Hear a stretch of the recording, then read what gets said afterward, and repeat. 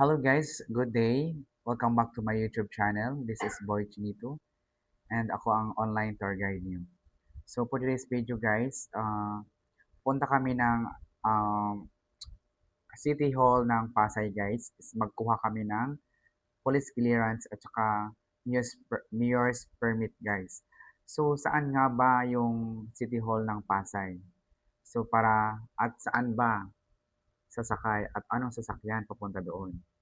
So sa mga guys, sa mga mag-commute diyan, so punta lang kayo sa Easy Mart Rotonda. May mga jeep yan nakaparada papunta sa City Hall. So guys, i-follow nyo or panoorin nyo ang video ko hanggang sa matapos para alam nyo kung ano ang sasakyan pupunta doon guys sa City Hall Pasay. And kung saan ang office ng police clearance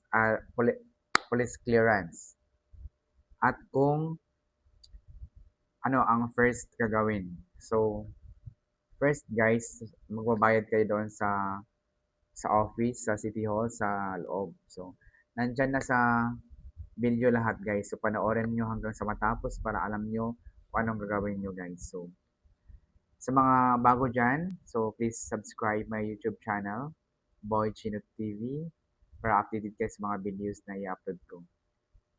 And what are you waiting for? Tara na! Samahan nyo ako.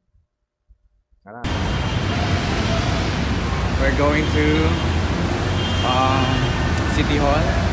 Magkuha kami ng police clearance guys. And dito tayo dadaan sa Metro Point. May sakayin dito na jeep papunta na City Hall. At dito rin tayo sasakay papunta ang Buendia papunta ng PIN number. Yan, dito yung mga jeep.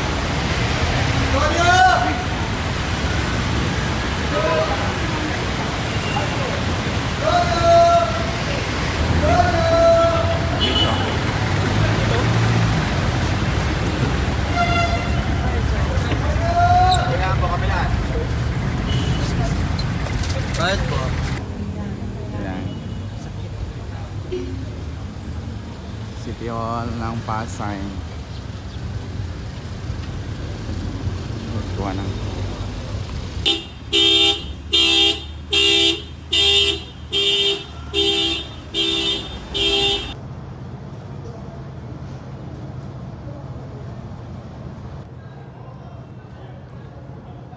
Black ng hair ko guys.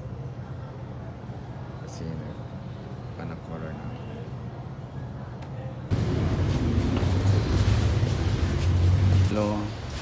Dolo kanan. Dolo. Ito.